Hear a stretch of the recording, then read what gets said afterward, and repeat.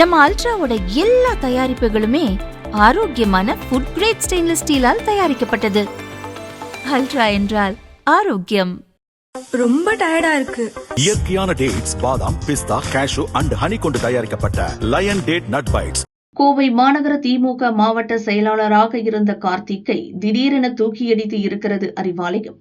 அவருக்கு பதிலாக செந்தமிழ் செல்வன் மாவட்ட செயலாளராக நியமிக்கப்பட்டுள்ளார். இவர் முன்னாள் அமைச்சர் செந்தில் பாலாஜியின் தீவிர விசுவாசி.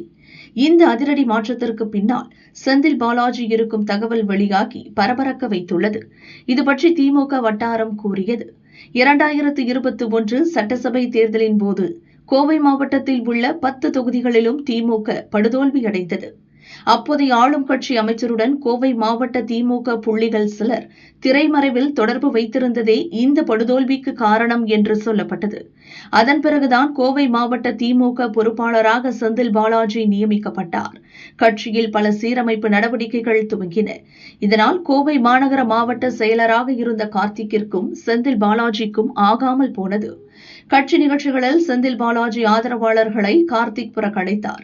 மாணவர் அணி மாநில செயலாளர் ராஜீவ்காந்திக்கும் கோவை மாநகர் மாவட்டத்தில் நடக்கிற கட்சிகளுக்கும் அழைப்பு விடுப்பதில்லை. இதற்கிடையில் ஓரணியில் தமிழகம் இயக்கம் மூலம் திமுக உறுப்பினர் சேர்க்கையில் கார்த்திக் சரிவர செயல்படவில்லை என்ற குற்றச்சாட்டு எழுந்தது.